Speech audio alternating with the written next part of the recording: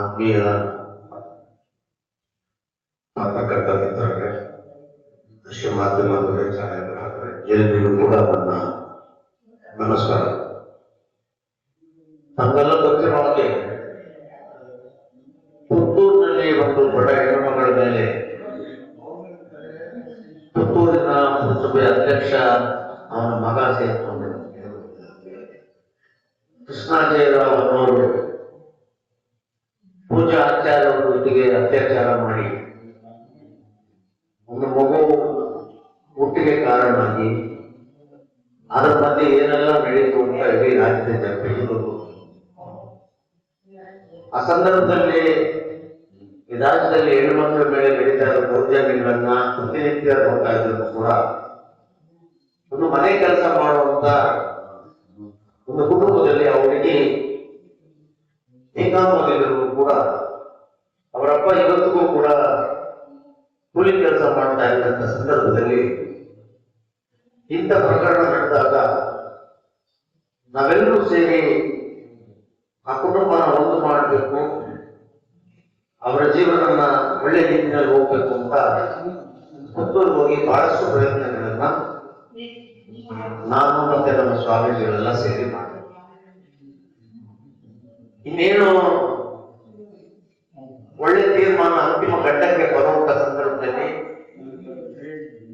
ಏನೆಲ್ಲ ಆಗಬಾರದು ಅಂತ ಬೇಡಿಕೆಗಳನ್ನು ಇಟ್ಟಾಗ ನಾನು ಆ ಬೇಡಿಕೆಗಳನ್ನ ಒಪ್ಪುತ್ತೀರ, ಯಾವುದೇ ಕಾರಣಕ್ಕೂ ಮಾಡಿರೋ ತಪ್ಪಿಗೆ ಇಬ್ಬರೂ ಕೂಡ ಮದುವೆ ಮಾಡಿಕೊಂಡು ಹುಟ್ಟಿರೋ ಮಗುಗೆ ತಂದೆ ತಾಯಿಗಳಾಗಿ ಬದುಕಬೇಕು ಅನ್ನುವಂತ ಅಂತ ತೀರ್ಮಾನಕ್ಕೆ ನಾನು ಇರ್ತೇನೆ. ಈ ದುಡ್ಡು ಕೊಡುವಂಥದ್ದು, ಮದುವೆ ಆದ ತಕ್ಷಣ ಡೈವರ್ಸ್ ಕೊಡುವಂಥದ್ದು, ಮಗುವನ್ನು ತಗೊಂಡು ಹೋಗುವಂಥದ್ದು, ಅನಾಥಾಶ್ರಮದಲ್ಲಿ ಇಡುವಂಥದ್ದು, ಇದೆಲ್ಲ ನಾನು ನನ್ನ ಸಾಧ್ಯತೆಯಲ್ಲಿ ಆಗಬಾರದು ಅಂತ ನಾನು ಅವರ ಬೇಡಿಕೆಯನ್ನು ತಿರಸ್ಕಾರ ಮಾಡಿ ಕಾನೂನುಬದ್ಧವಾಗಿ ನಮಗೆ ಮತ್ತು ಮಗುವಿಗೆ ನ್ಯಾಯ ಸಿಗಬೇಕು, ಆ ನ್ಯಾಯ ಕೊಡಿಸೋದ್ರಲ್ಲಿ ನಾನು ಆ ಕುಟುಂಬದ ಜೊತೆ ಕಾನೂನು ಮೂಲಕ ಹೋರಾಟ ಮಾಡಿಸ್ತಾ ಇದ್ದೇನೆ. ಹಂತವಾಗಿ ಯಾರ್ಯಾರು ಏನೇನು ಮಾತಾಡ್ತಾ ಇದ್ದಾರೆ ನನಗೆ ಅದು ಸಂಬಂಧ ಇಲ್ಲ. ಕಾನೂನಿಗೆ ಸಂಬಂಧಪಟ್ಟ ರೀತಿಯಲ್ಲಿ ನಾನು ಹೋರಾಟ ಮಾಡ್ತಾ ಇದ್ದೇನೆ. ಈ ಸಂದರ್ಭದಲ್ಲಿ ಆ 3 ಜನ ಕೃಷ್ಣಾಜಯರಾವ್ ಅನ್ನುವಂತ ಏನು ಆರೋಪಿ ಇದ್ದಾನೆ, ಆ ಮಗುವಿನ ತಂದೆಯಾಗಿದ್ದಾನೆ, ಅದೇ ಸ್ಥಾನದಲ್ಲಿ ಆರೋಪಿಗಳಾಗಿ ಕೃಷ್ಣಾಜಯರಾವ್ ಅವರ ತಂದೆ ಜಗನ್ನಿವಾಸ್ ಅವರ ಮಗಳು ವೈಷ್ಣವಿ, ಮತ್ತೆ ಆರೋಪಿಯ ದೊಡ್ಡಪ್ಪ, ಈ 3 ಜನ ಆರೋಪಿ ಹೈಕೋರ್ಟ್ ಬರ್ತಾರೆ, ಒಂದು ಸ್ಟೇ ತಗೋತಾರೆ. ನಾವು 4 ಜನ ಚಾರ್ಜ್ ಶೀಟ್ ನಲ್ಲಿ ಇದ್ದೇವೆ,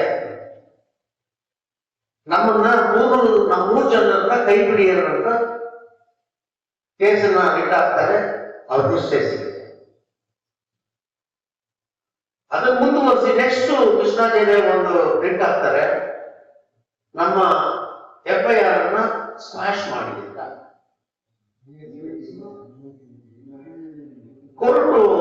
ಹೈಕೋರ್ಟ್ ಏನ್ ಮಾಡುತ್ತೆ, ದೀರ್ಘವಾದಂತ ವಿಚಾರಣೆ ನಡೆಸುತ್ತೆ. ಅದನ್ನ ನೀವೆಲ್ಲರೂ ನೋಡಿದ್ದೆ. ಈ ದೇಶದಲ್ಲಿ ಯಾರು ಕೊಡದೇ ಇರುವಂತ ಒಂದು ಜಡ್ಜ್ಮೆಂಟ್ ನ ಗಣ ನ್ಯಾಯಾಲಯದ ನ್ಯಾಯಾಧೀಶರು ಈ ಪ್ರಕರಣದಲ್ಲಿ ಆರೋಪಿಗೆ ಮತ್ತೆ ಅವರ ಕುಟುಂಬದವರು ಯಾರೇ ಇದ್ರೂ ಕೂಡ ಮಗುವಿನ ಕಲ್ಯಾಣಕ್ಕಾಗಿ, ಅವರ ಜೀವನೋಪಾಯಕ್ಕಾಗಿ, ಮಗು ಮತ್ತೆ ತಾಯಿಯ ಕಲ್ಯಾಣ ಮತ್ತು ಜೀವನೋಪಾಯಕ್ಕಾಗಿ 1ನೇ ತಾರೀಕಿಗೆ ಈ ಕೇಸ್ ತೀರ್ಪು ಬಂದಾಗ 24/4/2026 1/5/26ಕ್ಕೆ 75,000 ರೂಪಾಯಿನ ನೀವು ಅವರ ಜೀವನ ಕೊಡಬೇಕು. ಪ್ರತಿ ತಿಂಗಳು ಕೂಡ 75,000 ರೂಪಾಯಿಗಳನ್ನ ಕೊಡಬೇಕು. ಆಗ ಕೊಡ್ತೀನಿ ಅಂದ್ರೆ ನಾನು ಈ ಪ್ರಕರಣಕ್ಕೆ ತಡೆ ಕೊಡ್ತೀನಿ ಅಂತ ಹೇಳಿ ಅವ್ರು ಗೊತ್ತಿದ ನಂತರ ಸ್ಟೇ ಕೊಡ್ತಾರೆ. ಸ್ಟೇ ಕೊಟ್ಟಂತ ಸಂದರ್ಭದಲ್ಲಿ ಅವರೊಂದು ಅಡ್ಮಿಟ್ ಮಾಡ್ಕೊತಾರೆ. ಆ ಮಗುವಿನ ತಂದೆ ಕೃಷ್ಣಾಜಯರಾವ್ ಅನ್ನೋದನ್ನ ಸ್ವತಃ ಅವರು ವಕೀಲರು ಅಲ್ಲಿ ಒಪ್ಕೋತಾರೆ. ಡಿಕೆನ್ನಲ್ಲಿ ಅವರ ಅಪ್ಪನೇ ಕೃಷ್ಣಾಜಿರಾವ್ ಅಂತ ರಿಪೋರ್ಟ್ ಬರೋವರೆಗೂ ಕೂಡ ಆ ಫ್ಯಾಮಿಲಿ ಆ ಮಗುನೇ ನಂದಲ್ಲ ಅಂತ ಇದೆ. DNA ಬಂದ ಮೇಲೆ ಆ ಮಗು ನಮ್ದು ಅಂತ ಅಡ್ಮಿಟ್ ಮಾಡ್ಕೊತಾರೆ. ಆಗ ರಿಪೋರ್ಟ್ ಹೇಳುತ್ತೆ, ನಿಮ್ಮಿಬ್ಬರು ಇದಕ್ಕೆ 20 ವರ್ಷದ ಹುಡುಗಿನ ಅವಳ ಕನಸನ್ನ ಚಿತ್ರ ಮಾಡಿಬಿಟ್ಟು ಮಗುನ ಮತ್ತೆ ಮಗಳನ್ನ ಹೆಣ್ಮಗುನ ನಾವು ನಿರ್ಲಕ್ಷ್ಯ ಮಾಡೋದಕ್ಕಾಗೋದಿಲ್ಲ, ಅವ್ರು 75,000 ರೂಪಾಯಿ ಕೊಟ್ಟರೆ ಸ್ಟೇ ಕೊಡ್ತೀನಿ ಅಂದ್ರೆ ಅದೇ ಪ್ರಕಾರ ಸ್ಟೇ ಕೊಡ್ತಾರೆ. ಆ ಸಂದರ್ಭದಲ್ಲೂ ಕೂಡ ಮಾನ್ಯ ನ್ಯಾಯಾಲಯ ಹೇಳುತ್ತೆ, ಈ ಪ್ರಕರಣ ಒಳ್ಳೆ ರೀತಿಯಲ್ಲಿ ಮುಕ್ತಾಯ ಆಗಬೇಕು ಅಂದ್ರೆ ನೀವು ಬದಲು ಮಾಡ್ಕೊಂಡ್ಬಿಟ್ರೆ ಆಯ್ತು ಅಂತ ಅಭಿಪ್ರಾಯ ಕೊಡ್ತಾರೆ. ನಡೆಯುತ್ತೆ, ಆ ಚರ್ಚೆ ನಡೆಯುತ್ತೆ, ನೀವು ನೋಡ್ತೀರಿ, ಯೂಟ್ಯೂಬ್ ನಲ್ಲೆಲ್ಲ ನೋಡಿರ್ತೀರ. ಅದೇ ಮುಂದುವರಿಸಿ ಈ ತರ ಒಂದು ಸ್ಟೇಟ್ ಕೊಡ್ತಾರೆ. ಸ್ಟೇ ಕೊಟ್ಬಿಟ್ಟು ಮುಂದಿನ ತಿಂಗಳು 5ನೇ ತಾರೀಕಿಗೆ ಅದು ಡೇಟ್ ಇದೆ, ಬೆಂಚ್ ಬರುತ್ತೆ. ಅಷ್ಟೊಳಗಡೆ ಇವರು 1ನೇ ತಾರೀಕಿಗೆ ದುಡ್ಡು ಕಟ್ಟಬೇಕು, 75,000 ರೂಪಾಯಿ ಕಟ್ಟಬೇಕು. ಆದ್ರೆ ಇವತ್ತಿನವರೆಗೂ ಕೂಡ, ಇವತ್ತು ನಾನು ನಿಮ್ಮ ಮುಂದೆ ಕೂತಿರೋ ಈ ಕ್ಷಣದವರೆಗೂ ಕೂಡ ಒಂದೇ ಒಂದು ರೂಪಾಯಿನೂ ಕೂಡ ಆ ಹುಡುಗಿ ಅಕೌಂಟ್ ಹೋಗಿಲ್ಲ. ಆ ಹುಡುಗಿ ಅಕೌಂಟ್ ಮತ್ತೆ ಯಾರು ಕಳಿಸ್ಬೇಕು ಅನ್ನೋದನ್ನ ನಾವು ಆ ಸಂಬಂಧಪಟ್ಟಂತ ಸೀನಿಯರ್ ಕೌನ್ಸಿಲ್ ಯಾರು ಆ ಹುಡುಗನ ಪರ ವಾದ ಮಾಡಿದ್ರು ಅವ್ರಿಗೆ ಕಳಿಸ್ಕೊಟ್ಟಿರ್ತೀವಿ, ಕೋರ್ಟ್ಗೂ ಮಾಹಿತಿ ಕೊಟ್ಟಿರ್ತೀವಿ. ಇಲ್ಲಿವರೆಗೂ ಕೂಡ 1 ರೂಪಾಯಿ ಕೊಟ್ಟಿಲ್ಲ. ಅಂದ್ರೆ ಈ ರಾಜ್ಯದಲ್ಲಿ ಬಡತನದಲ್ಲಿರತಕ್ಕಂಥ ಕೂಲಿ ನಾಲಿ ಮಾಡಿ ಬದುಕನ್ನ ಕಟ್ಕೊಂಡು ಮಕ್ಕಳನ್ನ ಓದಿಸಿ ಇಂಥ ಪ್ರಕರಣಗಳಿಗೆ ಸಿಲುಕಿದ್ರೆ ಘನ ನ್ಯಾಯಾಲಯ ಆದೇಶ ಕೊಟ್ಟರು ಕೂಡ ಇಂಥ ದುಷ್ಟರು 1 ರೂಪಾಯಿನೂ ಕೊಡ್ದಿರ ನಿರ್ಲಕ್ಷ್ಯ ಮಾಡ್ತಾರೆ, ಕೋರ್ಟ್ ಆದೇಶವನ್ನ ಧಿಕ್ಕರಿಸ್ತಾರೆ ಅಂತ ಅಂದ್ರೆ ಇವ್ರು ಎಷ್ಟು ಮಟ್ಟಿಗೆ ಕಾನೂನನ್ನ ಬೆಲೆ ಕೊಡ್ತಾರೆ ಅನ್ನೋದನ್ನ ಈ ಸಂದರ್ಭದಲ್ಲಿ ನಿಮ್ಮ ಗಮನಕ್ಕೆ ತರ್ತೇನೆ, ರಾಜ್ಯದ ಜನತೆ ಗಮನಕ್ಕೆ. ಇಂಥ ಪ್ರಕರಣಗಳಲ್ಲಿ ಇವತ್ತು ಲಿಟ್ರಲಿ ಮಗು 10 ತಿಂಗಳು ತುಂಬೋಯ್ತು, ಇನ್ನೂ ನಾಮಕರಣ ಮಾಡಿಲ್ಲ. ಇನ್ನೂ ದುರಂತ ಏನಂತ ಹೇಳಿದ್ರೆ DNA ಅವರ ಅಪ್ಪ ಆ ಮಗು ತಂದೆ ಕೃಷ್ಣಾಜಿರಾವ್ ಅಂತ ರಿಪೋರ್ಟ್ ಬಂದು ಕೋರ್ಟ್ ನಲ್ಲಿ ಅವರೇ ಒಪ್ಕೊಂಡ್ರು ಕೂಡ ಪುತ್ತೂರು ಪುರಸಭೆಯಲ್ಲಿ ಅರ್ಜಿ ಕೊಟ್ರೆ ಆ ಮಗುವಿನ ತಂದೆ ಕೃಷ್ಣಾಜಿರಾವ್ ಅಂತ ಸೇರಿಸಿ ಅಂತ ಕೊಟ್ರೆ ಇವತ್ತನ್ನು ಅವ್ರ ತಂದೆ ಹೆಸರನ್ನ ಅಪ್ಲಿಕೇಶನ್ ನಲ್ಲಿ ಭರ್ತಿ ಮಾಡ್ಕೊಡ್ತೀವಿ.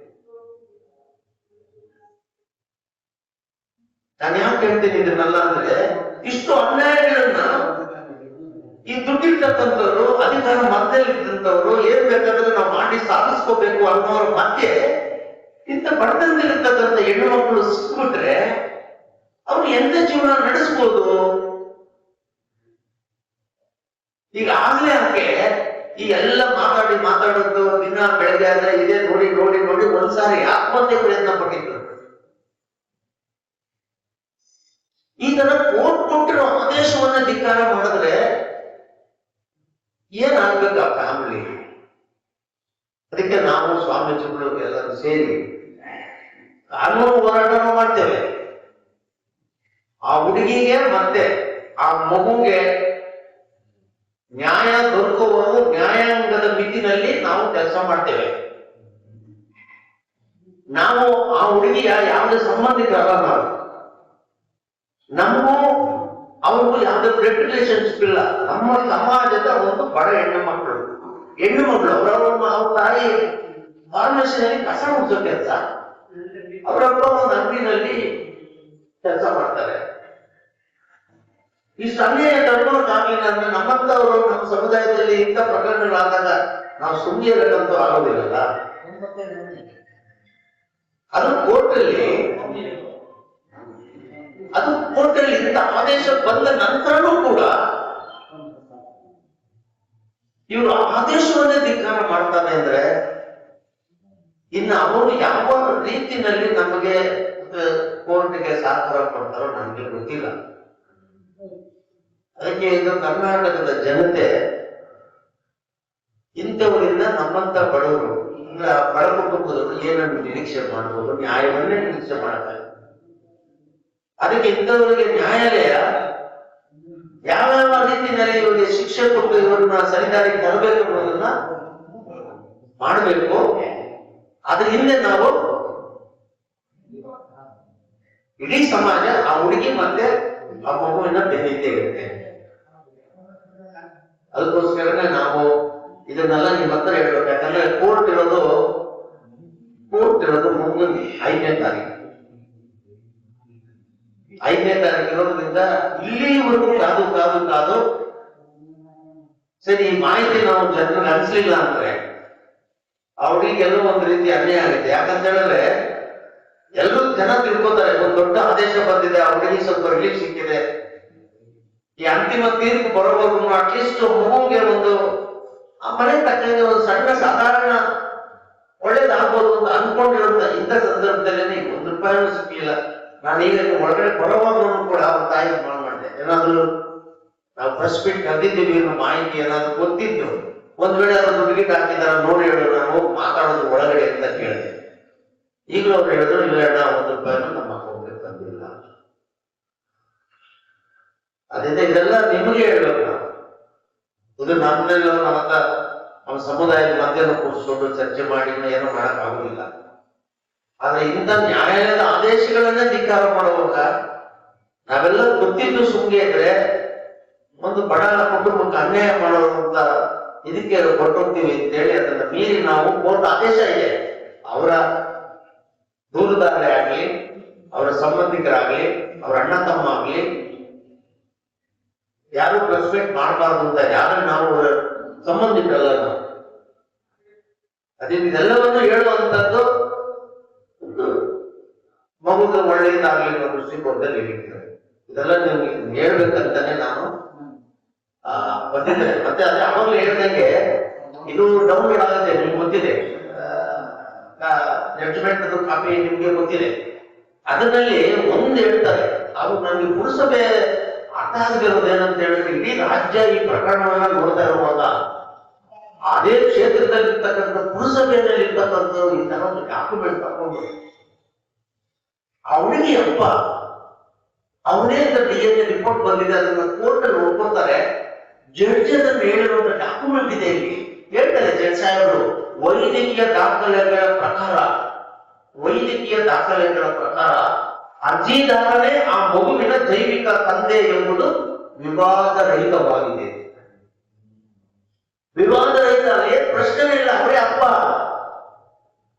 ಆಗಿರುವಾಗ ಆ ಮಗುವಿನ ತಂದೆ ಖಾಲಿ ಇರೋ ಜಾಗದಲ್ಲಿ ನೀನ್ ತುಂಬಿಸ್ಕೊಡಯ್ಯ ಅಂತ ಅಪ್ಲಿಕೇಶನ್ ಕೊಟ್ರೆ ಅವ್ರು ತುಂಬಿಸ್ಕೊಡಲ್ಲ ಮಗುವಿನ ತಂದೆ ಅಂತ ಹೇಳಿದ್ರೆ ಈಗ ಎಂತ ಇನ್ಫ್ಲೂಯೆನ್ಸ್ ಮಾಡೋದಿಲ್ಲ ಅಲ್ಲಿ ಅವ್ರ ತಂದೆ ಮಗ ಅವ್ರ ಬೆಟಾಲಿಯನ್ ಏನಿದೆ ಇನ್ನೆಂತ ದೌರ್ಜನ್ಯ ಮಾಡಿರ್ಬೋದು.